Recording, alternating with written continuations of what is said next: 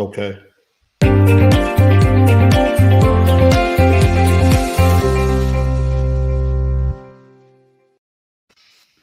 Well, hello and welcome to my world, folks. Welcome to Talk Leadership with Cedrick. You know, everybody needs a little TLC, and this is the Thursday edition of Talk Leadership with Cedrick, and I am Cedrick LaFleur, your host, and I'm excited to be here with you tonight. You know, Talk Leadership with Cedrick is where we focus on leadership and personal growth with business leaders, educators, and local thought leaders.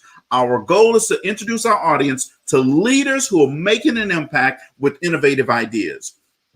Our guiding leadership principle is the law of contribution, which says growing yourself enables us to grow others. So you can't give what you don't have. So first, you must grow yourself in order to grow others. We believe that outstanding leaders like yourself will help us to help others. So tonight, we have another dynamic leader with us, folks, and I'm excited to have this gentleman on here. And, you know, folks, you know, every week I like to do a proper introduction of my guest. So let me do a proper introduction of our guest tonight. So Mr. Nwora Fairley, welcome to the show.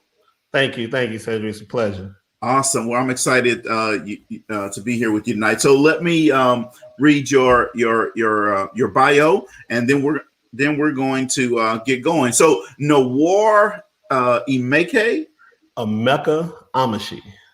Emeka Amashi Fairley, meaning firstborn noble son that knows that which is forthcoming.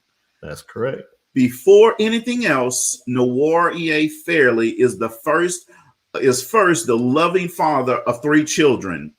Now, Nwora, you're going to have to help me. Okay. That's fine. You got Naya. That's Naya Fairley. Naya Fairley. Then you have Malachi. That's my son. And then you have the baby, which is Naomi. All right. Awesome. See, I didn't want to butcher up their names because I know our kids can be on each other.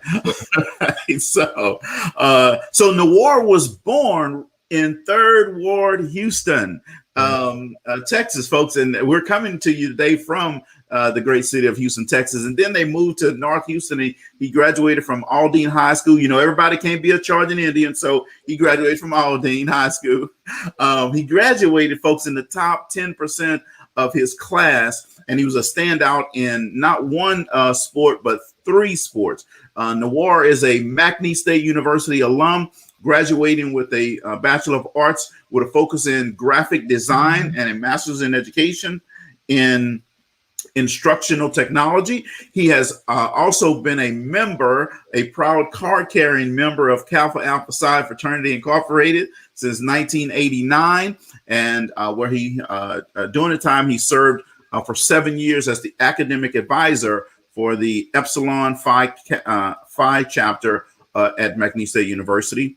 Nwora has over 30 years of experience in graphic design, and he is a seasoned designer that turns visions into reality, meaning that he takes stuff that's right here in your head and he turns it into reality, folks.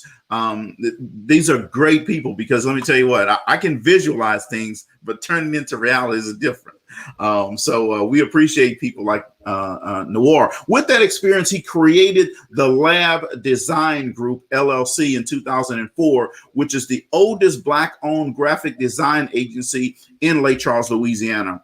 And he's developed he's become the go-to reputation, or he's developed into, the go-to reputation with clients that has proven to be invaluable to him and to his business. Nwora's sales background has also led him to becoming well-educated in print and social media marketing and management. And we're going to be talking about some of those things tonight. So Nwora has worked with a lot of different agencies, Cactus Parish Marshal Office, One Telemed, NAACP, Nissan, Ford, Chick-fil-A, Phillips 66, Allstate, State Farm. So folks, what you're seeing here is the man has experience, expertise, and he has some major clients that trust in his work. And that's not even all of them that I mentioned. In the early 90s, he designed the original KZWA 104.9 FM radio logo, which became and remains an iconic symbol of the historic legacy left by Mrs. Faye Brown Blackwell. As for his philanthropic activities, Nwora volunteers as a track coach at LaGrange Senior High School, the Lake Charles site coach for U.S. Express Track Club, which is a nonprofit track organization, youth track organization. He is also a member of WOKE, Watching Our Kings Evolve mentoring group for young men. He has a deep love and devotion to assist small to medium-sized business achieve their dreams. In recent years, Nwora joined forces with the Small Business Summit, which is a division of the Lake Charles North Redevelopment Authority, to provide free business training and resources. His latest achievement is being the co-founder of the nonprofit organization, the Lake Charles Black Business Owners. So let's welcome Ms. Nwora Fairley to Talk Leadership with Cedrick. Thank you for joining us. Thank you. It's a pleasure, Cedrick. I really appreciate your time and having me on your show. Absolutely. Well, you know, Thursdays on Talk Leadership with Cedrick is for bald head black guys with beards. Yes, indeed. Nwora, you know, I read your bio, very extensive bio in terms of experience and depth of knowledge with working with in the lab design as well as in nonprofit organizations and giving back to youth. And we're going to talk about some of those things tonight. So, but our audience even though I read it, they like to hear a little bit from you around what got you to where you are today, your journey, if in other words. Okay. Well, I guess like I say, when it started back as a youth, I always did like to draw, dibble dabble. And it was probably in the 6th grade that I transitioned into just doing art. And I always remember it because I was in class and was drawing a cartoon on the board, and the art teacher was passing by the classroom. And she asked, she stepped in and asked, well, who drew this on the board? And everybody was quiet because like, we're going to get in trouble, And then, I finally was like, why do you want to know? yeah. I want to get in trouble. So I finally, raised my hand and say, I did it. And she was like, okay, well, come see me after class. And I was like, oh, here we go. So I went by and seen it. She said, I said, well, am I in trouble? She said, no, you're not in trouble. I saw your work. I liked it. I'd like you to come, and get into my class. I said, well, I can't, I'm in a band. I was playing the saxophone. She said, do you like the saxophone? I said, it's all right. She said, well, do you like drawing more than you like the saxophone? I said, oh, well, yes, ma'am. So she said, okay, then well, drop band and come and get my class. So it was crazy because my mom, she didn't buy the instrument. She rented it because she was like, you don't know if you're going to like this. So we just going to do that. So when I came home and told her, she was like, see, that's why I ain't buy that saxophone. So went into that, enjoyed it, continued through high school in art, got a few awards. In Texas, they had the livestock and show rodeo. You just do your artwork and submit it. Got a few awards for that, and ended up going to Eastern New Mexico on a football scholarship, and studying art there. And then I transferred because I still had a love for track, and they really hadn't had established track team. So I ended up transferring to McNeese. And that is where I really was able to hone in on my skills, but working on the computer for the first time. We were working on Apple SEs, black and white apples when they first came out, no hard drives. Now, I don't know if that's telling my age, but it's I've been in the game. But but now, I really honed in on my skills from McNeese. Marty B was my professor, always encouraged me. And so went from there. And when I graduated, I kind of dibble-dabbled and looked at for, trying to get hired on at agencies. But I always had that mindset when I know what agencies were making. I was like, they're making that much and they're able to pay X amount of people. It's like, well, why am I going to get in the short end of the stick? So I've always kind of just did, had a regular job, but did it on the side and just kept doing that for a while, partnering with some people here and there, but it just never worked out as far as overall. And then I want to say right before 2004 that I made it official, I had decided to say, you know what, let's stop trying to, join other people's businesses. And how about you just create your own and then contract yourself out to those same companies or individuals. So that's where the Lab Design Group got started. And the name came up with because when we was in college, I had a 2-bedroom apartment right across from the baseball stadium. And guys used to always come over, frat brothers, friends, and the back room was my office. And they was like, man, you always in the lab cooking up something, man. What you doing now? So I kind of took that turn and created it and made it to be, the lab. So, and when you hear it, most people, they will sit there and say the lab, we're doing, we back in the lab. You always hear it in different forms. So I was like, you know what, I'm gonna run with this. So I did that in 2004, got it started. And that was, usually for, I guess, the next 4 years, I was doing it in conjunction with my job. I was working at Mark Dodge as a salesman and then turned into the internet sales manager. So I was able to use my design skills as in helping develop their website and doing branding and things of that nature. And then in about 2008, I kind of was like, that's kind of when the industry dropped as far as the car business.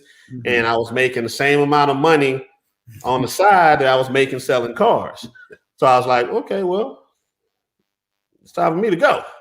And pretty much a lot of the managers, already knew that was always my goal. Mm-hmm. I just stayed a little longer, but the benefit that I always give Mark Bonio and that staff is teaching me how to sell.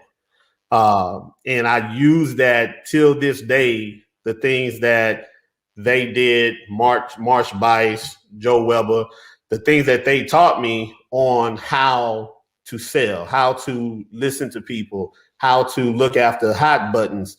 So when I'm talking to a client and we're talking about a logo, I'm sitting there listening to them to see what they're wanting, what they're looking for, and truly not trying to put my own into it, but listen to them.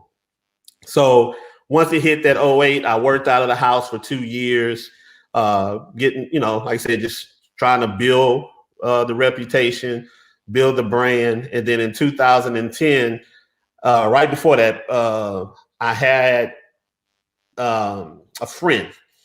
She mentioned to me, she said, hey, if you want to get bigger, and have bigger clients, you're going to have to step out on your own. And basically that's like my sister friend, Nwora Clofis, but she basically told me that if you want the Phillips, if you want, the big brands, if you want the Chick-fil-A, if you want any of these, Calcasieu Parish, you have to get your own location because they're not going to come and knock on your door to find out where their products are. They want to be able to go to a storefront and say, hey, I didn't get my stuff. I need my stuff. And she was just speaking on, from a negative side, if they're trying to find you. But thankfully, I've always been, there punctual, so nobody had to come looking for me.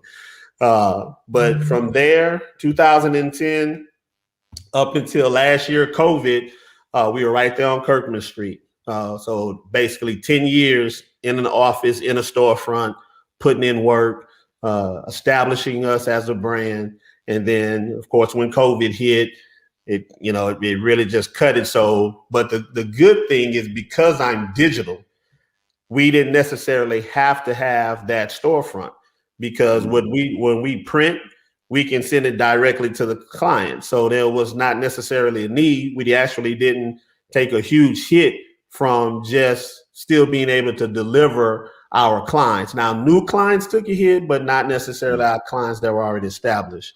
So now with this new transition, it actually benefited us with everyone learning Zoom, because now we can meet with anyone across the world.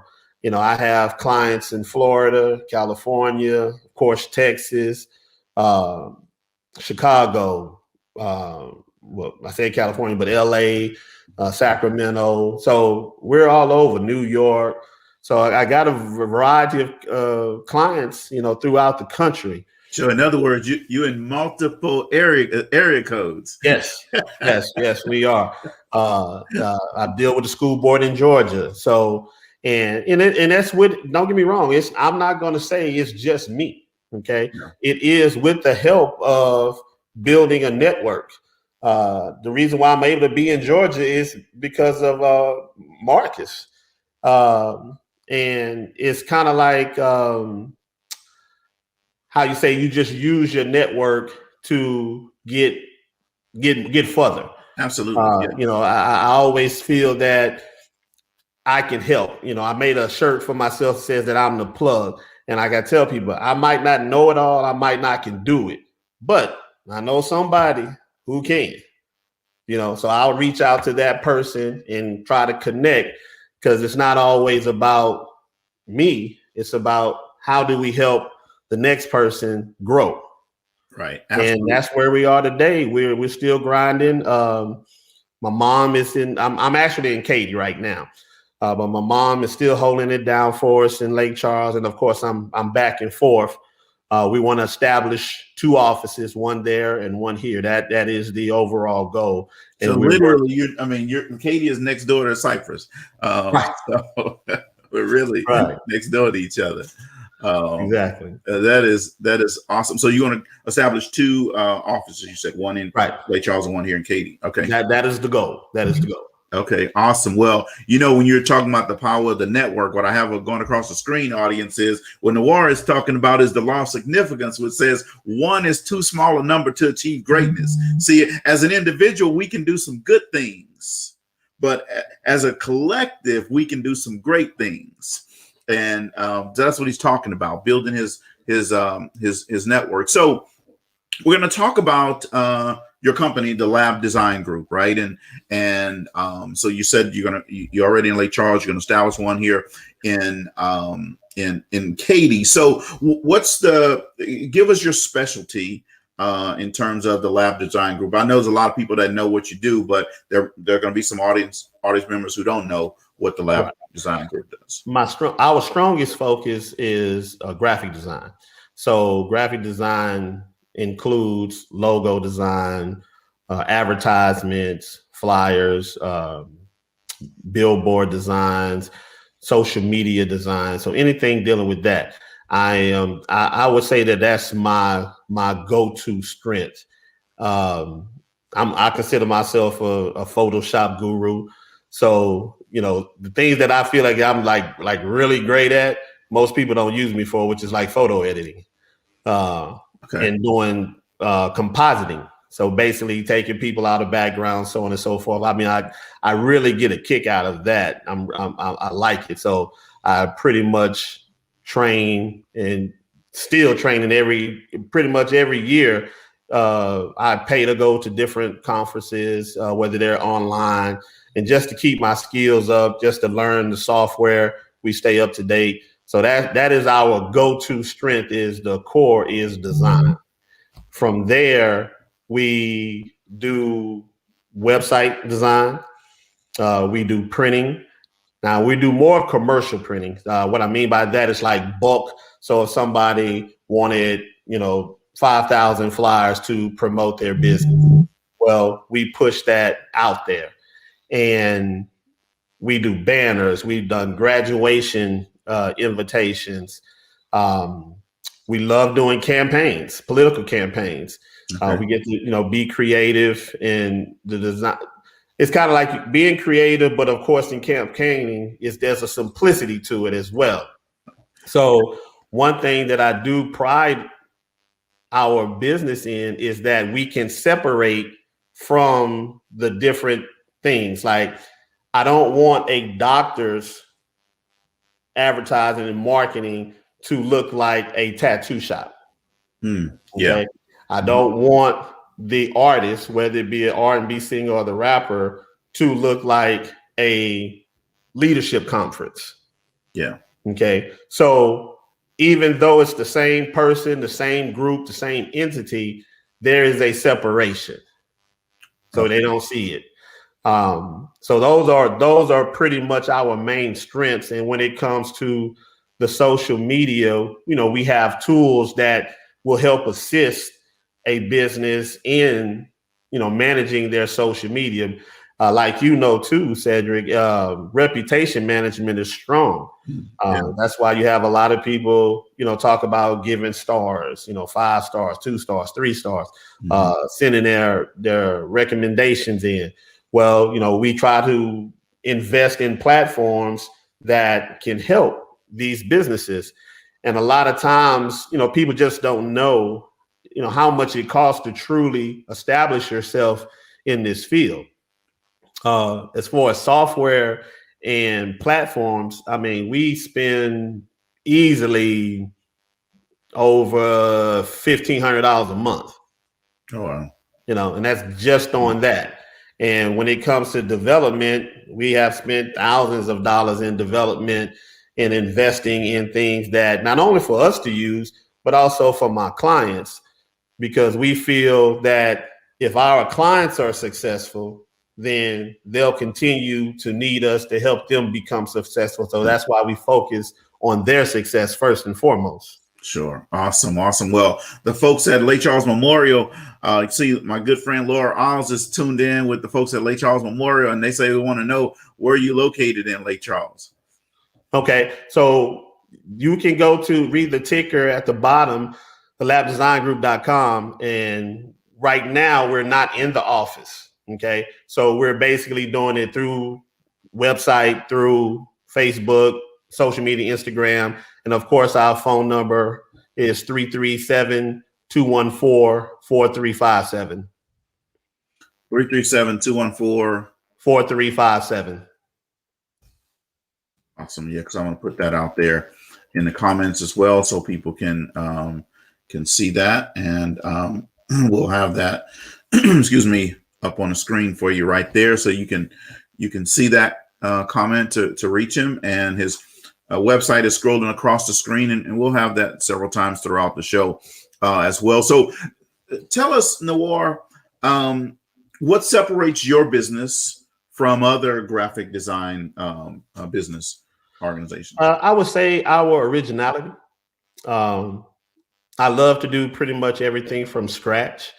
Not all the time is it possible, because sometimes you get an idea that really sticks with you, that you liked, and it fits another client. So basically, of course, you can't put 2 clients the same, but when you look at ideas and concepts, we try to give everyone a new, fresh look that is unmatched. So it may be many times, Cedrick, that let's say I'm doing a logo. I may do a search for all the logos that are in that field and look at them and just look at and see what stands out, why it stands out. Why did I look at that one more than this one? And then take that information and pull it in. So I think for us, what stands out is that we actually pay attention to what our clients are in need of and try our best to accomplish that. And sometimes, I mean, there's been times that I felt that I've missed the mark, but the client loved it, but I'm still looking like, I don't like it, but they're like, oh, it's amazing. I love it. And, you give them what they want. That's true. But I don't ever remember a client saying that, yeah, he didn't do it for me and they went somewhere else. Okay. Because we feel that even though the industry and time is money, I still just feel that if I'm paying attention to what my client needs and I can get them to talk and try to express what they want, I can do it. I can get it done. But many times when you can't get it done, it's because you're not getting them to talk and share what their vision is. Get them to do examples, because most people, like you said, they can have it in their head, but they don't know how to visualize it. Yeah. So if you can just give them something so they can spark, because once a person, you give them a visual, then they can say, oh, well, I like this font, I like this color, I like this tree. They'll pick different things so that you can put together a cohesive design for them. Yeah, I would say that's what separates us, is that, I'm a very, very, very good listener.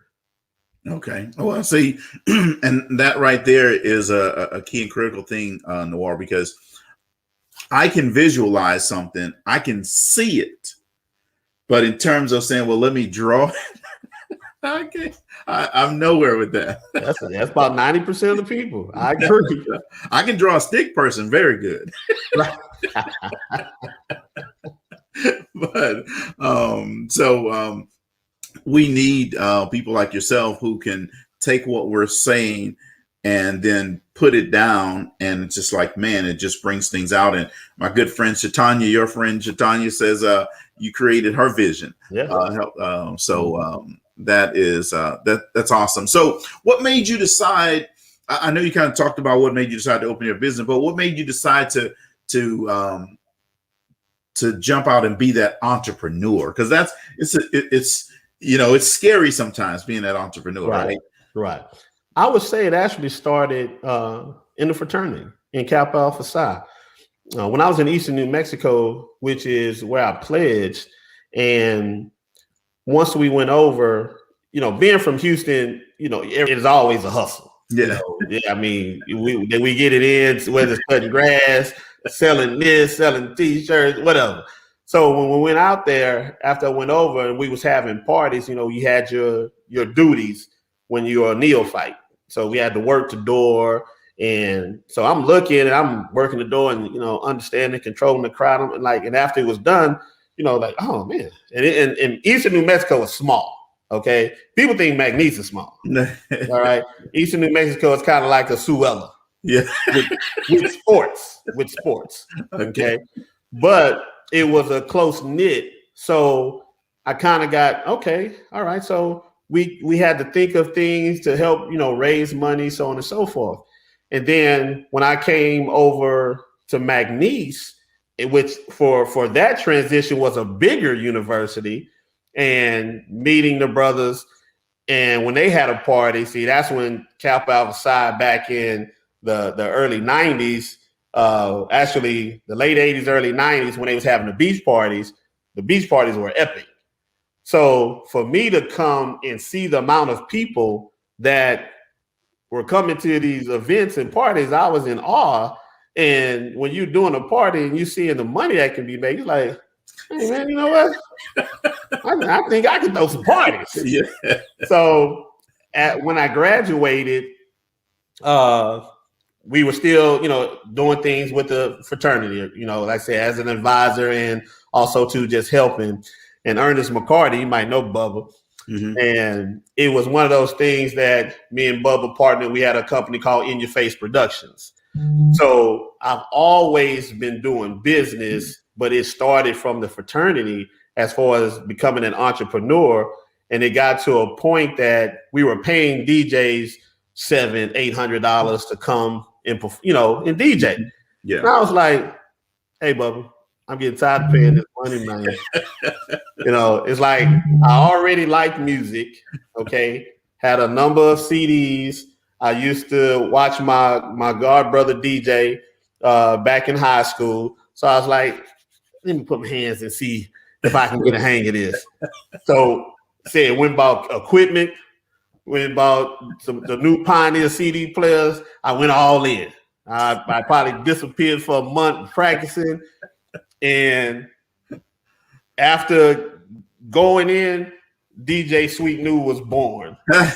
Somebody put that on the screen. Yeah. So we started doing that. And matter of fact, Marco, I taught Marco. Marco, one of the coolest DJs in the Southwest area. But Shaman Strauss helped me get DJ Double S, helped me, get my bearings, get my music.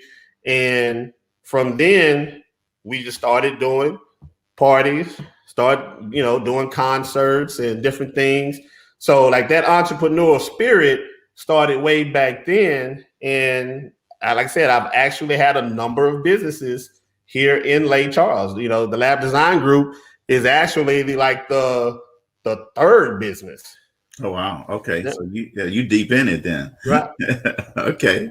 All right. So, I saw that you started a series. Well, before we go there, so what makes you smile when you get up in the morning? To know that I have an opportunity to better myself another day, to better myself. Because everything right now, I ain't gonna say 100%, I say, but 99% is for my kids. I want to leave them a legacy.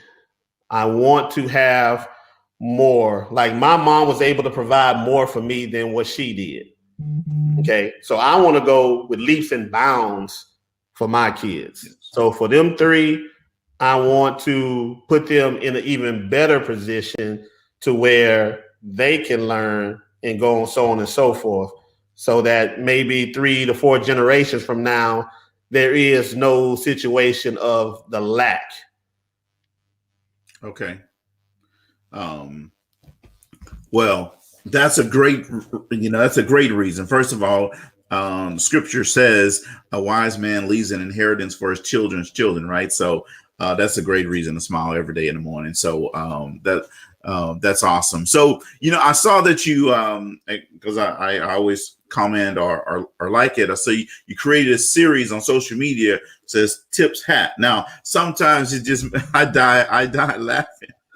As some of you may say, right? But tell us, what was the, what gave you the idea, and then what's really the driving force behind Tips Hat? Okay. I guess it started basically, a lot of people know me. I don't sugarcoat.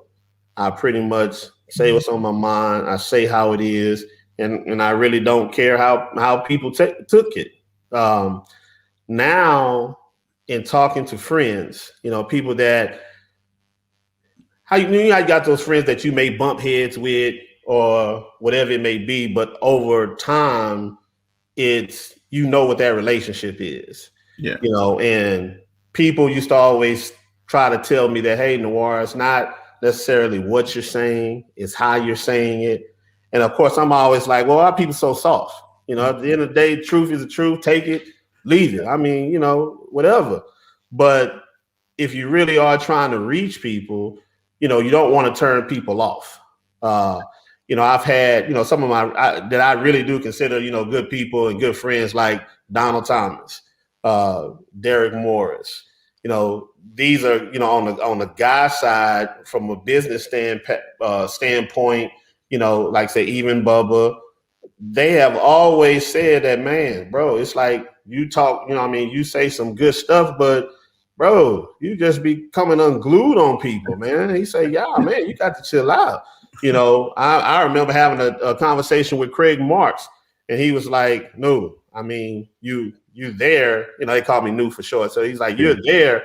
He say, but I need you on this side. I need you on the side to where people can receive what you're giving them. And then of course you have, your other friends like, man, don't change nothing. You keep telling them just like how they take it. It is what it is. So I've been trying to balance it. Sure, yeah. Not to go too far here, but then say just enough to like, okay, no disrespect, but hey, this is what it is. So what I wanted to do is be more positive. It's so many times we keep pointing out the negatives. It's easy for us to see the negatives. Sure. It's easy for us to see the problems. But let's start talking about solutions. And for me, I just want our people to do better, and to be better. It's not, and I'm not trying to judge anyone. Right. A lot of people when I'm talking about, okay, so we can stand in line for Jordans, but we can't stand in line to vote. Right. And me and my son's uncle, Byron Dejan, we always, clowning each other because, you know, he's a Jordan fan, I'm a LeBron fan. Yeah. But we always talk about, you know, Jordans and stuff. He'd be like, man, those people, people can spend their money where they want to spend their money. And then I'd be like, no, I'm not saying that they can't do that. I'm just saying, why is it can we go to search the streams and stand in these long lines, but we won't do it on the other end? Right. So I've just been trying to curtail a lot of that and just kind of try to throw out little positive snippets that can either make a person think, you know, or share. Because a lot of times when I do post, Cedrick, it's not about me. Somebody has either called me, texted me, or inboxed me, and I just want to see what, you know, the audience in a sense has to say. I mean, don't get me wrong. I don't have 5,000 friends. I never did have, you know, the Facebook limit. But I think that I have whatever, 2,500, that a good number of people are engaged though. Mm-hmm. So I'd rather take that engagement over the masses. So I just want to throw positive things, especially for those who want to start a business and maybe scared or, you know, don't want to step out. I just want to put something out there positive, but then at the same time, you know, hit them with some raw reality, hit them with a little funniness, but just let them know that, hey, man, you're not in this by yourself. Yeah. Yeah. Well, I like that, and I always read it in the mornings when I get up or whatever. I don't know if you have a specific time you post it, but I see it normally in the morning. Yeah, I try to do it before lunch, but it's not really a set time. Yeah, I see it and definitely see it as a positive. And like I said, sometimes something that you'll say, it'll have me laughing. Just whatever comment you said. But then there are times where it does make you go deeper, right? It makes you think about what he's saying. So I think, you know, I like the dose of reality. I like people being authentically themselves. But as we talked about before the show, you know, it's how you send them down that road, right? Makes all the difference in it. Well, we know that leadership is influence, nothing more, nothing less. And you have a platform, I have a platform, we have a platform to influence people. Let's do it in a positive, in a positive way. But sometimes, you know, Mike Tyson said, everybody got a plan till they get hit in the mouth. Sometimes you got to hit them in the mouth to make people see it, right? That's it. And I've heard, you know, I was reading the other day, and it said that, you know, you can't lead the people if you can't feed the people. Yeah. You know, so for me, I want to feed the people knowledge, because we always hear that statement, knowledge is power. No, knowledge is just a bunch of information unless you apply it. Exactly. You know, so until we start applying the knowledge that we're given, then at the end of the day, that's when that power comes in. Absolutely. Yeah. And so one of the things I like about it as well, and I'm a big believer in that knowledge is not power, it's potential power. Becomes power when we take it and put it together with action, right? And do something with it. And in our community, we need to do more of that, because there's a lot of intellectual property that we have. It's right here. We have it. We just don't put it into action a lot of times. So I love it. Keep with the tips hat. So you said it's not you just try to do it before noon, but if someone wanted to, you know, let's say they say, hey, I have an idea for Tips Hat, or I want to get in contact with New about this. How do they do that? Oh, just on my Facebook page, my personal page, just inbox me on my personal page, which is Nwora Fairley. And I'm glad to receive, because like I said, we're actually thinking about, you know, creating it into a brand, you know, just like your LaFleur leadership, but not necessarily leadership, but just, you know, something in which we can, you know, do some posters that people can hang in their office, T-shirts, you know, just something that people can wear proudly for themselves around, or have something in the background at their new office.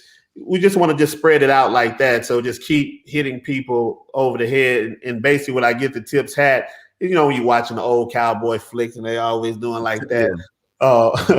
One of my friends, she said, you're the only person I know Tips Hat, but don't never wear a hat.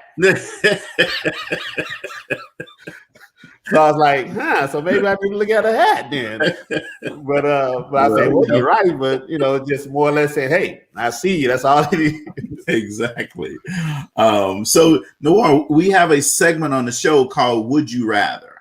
Okay. So let's play a round of Would You Rather. All right. It's very easy. It's normally fun. So would you rather meet your great grandparents or meet your great grandchildren? Meet my great grandchildren. Great grandchildren. Would you rather have a life rewind button or a life pause button? Rewind. All right. Would you rather know all the world's languages or speak with animals? Ooh. Man, I'll go with all the languages. All the languages. All right. And audience, you can put your comments in the which one would you rather do? Would you rather go to dinner alone or go to a concert alone? Oh man. I go to dinner alone. Dinner alone. All right. Would you rather be go skydiving or bungee jumping? I'd rather die. I don't like neither one of them. but for the game, I guess we'll do the bungee jump. Bungee jump. It's a little shorter. It's a shorter fall. Okay. All right. So let me see. Deborah says she'd like to know all the world's languages, and Casey said he'd like to speak with animals. So would you rather be an adult your whole life or be a kid your whole life? Ooh.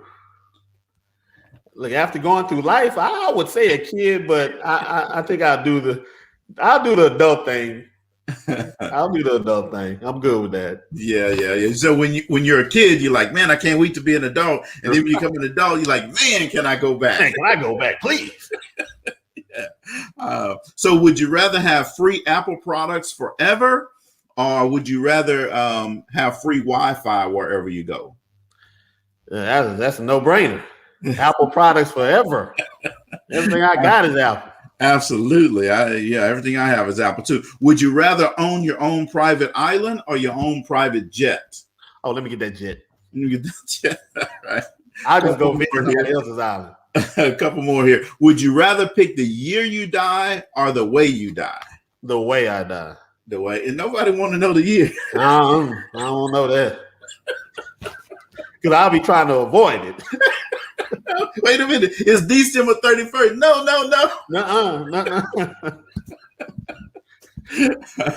I'm in a closet with nothing around. Make sure I don't die. You can't find me, God. Would you rather be a ninja or a pirate? Yeah, let me get that ninja. The ninja. All right. Quiet stealth. Okay, all right. The last one here. Would you rather have $1 million in Amazon gift cards or $100,000 in real money? Ooh. Let me get that Amazon gift card because I can turn around and resell that. Yeah. You probably always shopping on Amazon like everybody else anyway, right? Anyway. Like I buy somebody else's, hey, I got this for $10 more. We'll find a way. Yeah, we can resell that. Yeah, that Amazon gift card would be like food stamps. Hey, you want to switch a little? Right. Right. I got what you need. I got the Amazon. Exactly. So, what's been one of your biggest challenges this year in doing your entrepreneurial journey so far? Really, I guess the biggest challenge is, I won't say, let me go back a little bit. Last year was maybe the most challenging, and it could be the most challenging for everyone. Sure. And for me, though, it wasn't necessarily business. It was dealing with family death, because I've never experienced that much death in a period of time. So that was the most challenging because, my godmother, my grandmother, my mentor and coach for college, and it was just back to back to back to back, and then it spilled over into this year. Actually, my best friend from high school, actually been knowing that boy since he was junior high, passed away last year too. right before I was coming out here, and we had already talked about what we're going to do. So I guess the biggest challenge going into this year is correcting my mindset. Having to help my mom get through those same types of challenges as she gets older, and keep it basically the mindset to keep the family together, strong, keeping the kids focused, understanding while still trying to do the business. Yeah. All right. Awesome. So you've been very proactive in terms of trying to build Lake Charles and the Lake Charles community, right? So what are some things that you'd like to see happen in Lake Charles? Well, the biggest thing I would like to see in Lake Charles is our people changing our mindsets, not focusing so much on what others can do for us, but what we have the strength to do for each other on our own. And I know it's a huge fight for North Lake Charles, but if you look at Central Lake Charles, there's no growth there either. The majority of the growth is south and east. And I had to ask myself that talking to an associate about North versus South, and you have some of the Black community feel that, well, why are y'all coming at us? And to have a separation it's like separation of Blacks. It's almost like the house versus the field, which shouldn't be the case. People, they have a lot of Black folks in South Lake Charles. Some have been there all their lives when it was just fields, just open land that they have, their family had inherited. So that's not their choice. That's what they grew up at. Right. That's what they love, just like how people love North Lake Charles. So what I would like to see just from that standpoint is when the South side can speak up for the North to get things done. So now we are working together as a unit for Lake Charles, because if that's the vision, is one Lake Charles, then it's time for us to implement that and not always slight it with wrong information, but to pull together and say, hey, this needs to be done over there. Talk to individual representatives of their specific districts to stand with North Lake Charles, Central Lake Charles, anyone that's in need, to be honest with you, any area that's in need, if it's not affecting you, then why not stand with it? Right. Yeah, absolutely. Here's kind of some of the stuff I hear you're saying. Hey, look, so you move from North Lake Charles to South Lake Charles. It's a part of life. It happens. You decide that, hey, I want my family to go over here. Absolutely nothing wrong with that at all. Right. However, don't leave everybody else behind. Meaning, don't forget where you came from. Right. And this is kind of why I drive to Lake Charles all the time from Houston, is because I want people to understand, just because I don't live there anymore, I don't live on Blake Street where I grew up all my life, that doesn't mean I forgot where I came from. I forgot Lake Charles. Right. There's still things that I can do to help the city. And that's what I hear you saying. And that's definitely that's needed. And it happens like this in other communities. It happens even at the college level, right? You graduate from college, but it doesn't mean that you leave your college. This is why colleges get so much financial support, right? Because you graduate from the college and then you donate money back to the college to help the cause. So right. Same type of philosophy is what you're saying. Absolutely love that. Excuse me. What would you say, if you look back over your life, you've had a lot of successes, done a lot of things in your life, what's one of the most defining moments? I would probably say the biggest moment would be my firstborn, Naya. That changed a lot of thought process for me. to know that now it's not about you. And that right there was, I guess, that transition. Okay, time to be a big boy now. Time to stop. It was fun, but now you got to look towards some other things. But from a business standpoint, I would say it was 2010 when was going through a divorce. Right, basically was setting up a plan. Me and the ex-wife was discussing how me leaving Dodge income and being able to use, getting her to be like, okay, look, I'll still be making money, but it won't be like it used to be till we can get it truly established. And then right when I was getting the location, signing the lease, bam, divorce come about. So I was kind of sitting there like, you know what? I'm not about to do this. Financially, I'm stepping in the waters with no safety net. I don't have a spouse that, financially I got the kids, and nah, I'm just going to sit here. I'll just continue to work out the house and then talk to my mom. And she was like, well, I'll come down there and help you. Cause she was retired. She said, I'll come to Lake Charles and I'll come help you. I'll be able to be with the kids more. And even the ex-wife was like, well, don't stop your dreams. I apologize, but it is what it is, but don't stop your dream. And I was, after hearing mom wanting the support, talking to, good friends, Adam Henry, and they was just, man, look, just go ahead and do it. And at the end of the day, we here for you.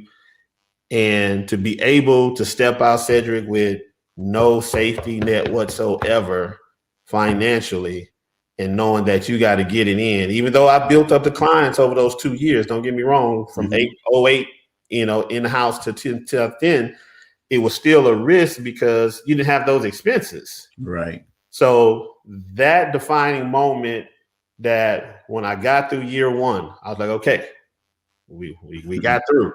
And then when it hit 3 and then it hit 5, it was that moment to saying, regardless of what life threw at me, I still didn't deviate from the goal, which was to own my own business storefront. Wow. So I absolutely love the journey you just walked us through. I hope our audience picked up on this, right? You clearly said, hey, look, I didn't have that safety net, that comfort zone that I could just go back into. But I'm stepping out on this, and I'm gonna take this risk. So, and I'm emphasizing here, Nwora, because we have entrepreneurs, we have people that want to be entrepreneurs, but they're afraid to step out. And they're going to be listening to this either live right now, or they're going to be listening to the replay at some point in time, because we're on 5 different Facebook pages, LinkedIn, and YouTube. So they're going to be listening to this, and they're going to be hearing you. But there's somebody right now listening that has a dream of being a business owner, but they're afraid because they don't have that safety net that they think that they need to have in order to succeed. So talk to those people, right? And tell them in that moment when they're trying to make that decision, and help them understand why it's so important to still go after that dream. Okay. The biggest thing is that I feel when it comes to entrepreneurship is planning. Many times we just fail to plan. We just jump out because someone said that, oh, you're a great cook. Oh, you're a good seamstress. Oh, let me do a business. But they don't actually plan it. Once again, people have to realize that I worked a job while I was starting the lab design group, as I was building it. Once it got to the point of 50% of the time I'm working this job, the other 50% I'm working on the lab. So when the income got close enough to where I said to myself, well, hey, I can give this 100%. I should be able to make the same amount of money or more if I go ahead and step out. Okay. So I was able to do that and was able to pay the bills. But if you're teeter-tottering, okay, you have to give it your all There is no let me sleep in the beginnings. Right. Those don't exist. Right. You know, it doesn't exist to where you can turn off being an entrepreneur. Okay. So for those who are scared, one of the biggest things is stop talking to workers. If you're an employee and you're trying to become an entrepreneur, stop talking to other employees because they're going to keep you in an employee mindset. No, You need to stop talking to entrepreneurs so that you can start to transition your mindset into entrepreneurs. Now, hold on a sec, because I want you to say that again loudly because somebody just missed what you just said. That's gold right there. Stop talking to say that again because I need Stop talking to other employees. Start talking to entrepreneurs. People that are employees and are working a job, that's what they are doing. That's their mindset. Yeah. It will not help you get to the next level because they could be spewing their own doubt on you, their negativity on you. Okay. They're okay with being comfortable. Okay. But an entrepreneur, there is just a little bit of uncomfort that you're going to go through as you start to establish. And if you're an entrepreneur and you're trying to become a developer, and not necessarily a developer in the sense of coding or anything like that, but I'm talking about as far as like what you're doing, as far as leading other entrepreneurs, becoming an owner of something in which you're not working on your business. At the end of the day, Cedrick, if something happens to me, I can't make a logo if I get in a wreck, so on and so forth. So I'm gonna make money. So I got to transition out of doing the work myself and becoming that business owner that is working, on the business. But the only way I can do that, I got to stop talking to business owners that's in there doing the work. Nwora, you just said something. So the law of environment says growth, thrive in conducive environment. So get around people who are doing what you want to do. And Stock, he said, quit talking to employees, talk to business owners, talk to entrepreneurs, right? But when we're done with this session, I'm going to a group. It's called the Black Entrepreneurs Institute. It's a group that me and 3 other business partners founded. And we teach in this boot camp entrepreneurs how to be entrepreneurs. Some of them are already entrepreneurs, how to take their business to the next level. But we're studying a book right now with a group of them called the E-Myth. And what you just said is exactly what I'm teaching tonight on. It's about getting outside your comfort zone. But in the book, the E-Myth, there are 3 types of people. There's the technician, the manager, and the entrepreneur. The technician is the one that's doing all the work. They just work, right? And they think like a technician, right?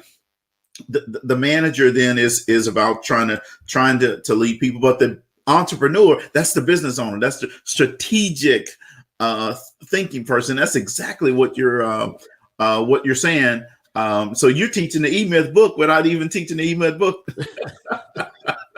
I mean, my goal, Cedrick, is to have multiple streams of income. Okay. I want to, and not to deviate. I don't want to be in a situation where everybody knows that I'm a graphic designer, but all of a sudden over here, I'm selling pizza. Yeah. I ain't trying to do that. I'm trying to keep it compartmentalized. Yeah. But I want to have it to where we have our web to print website where people can go in, just like Vistaprint. That'll be coming this year, to where people can go onto the site and print their own products. I want to be able to have it to where we have a number of software that people can use themselves.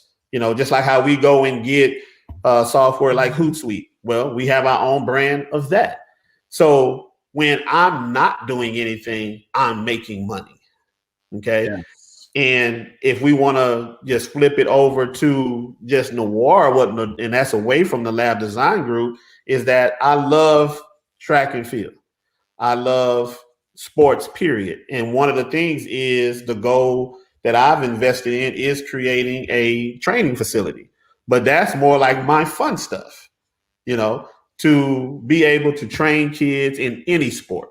Now, yeah, you know, football was what I went to college for, but track was just easy. Okay. So, and they didn't have a lot of track, you know, gurus or coaches in Lake Charles during the time that I started to coach. You know, they were more football, just, you know, doing it, but they, you know, they had successful careers.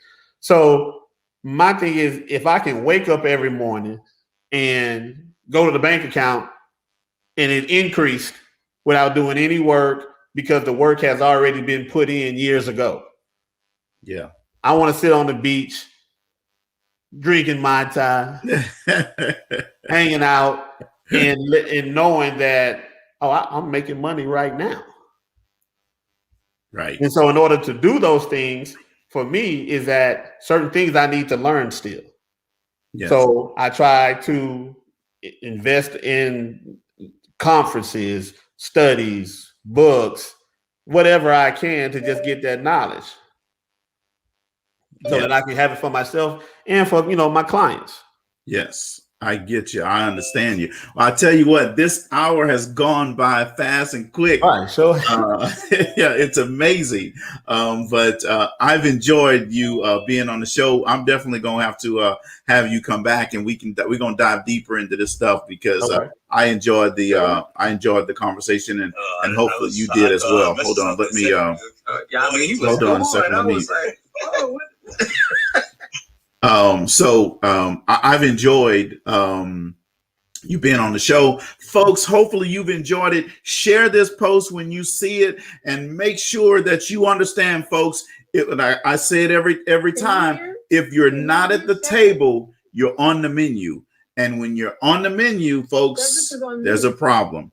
So thank you guys very much for tuning in tonight. Nwora, again, thank you for being here tonight, and we'll see you guys next time.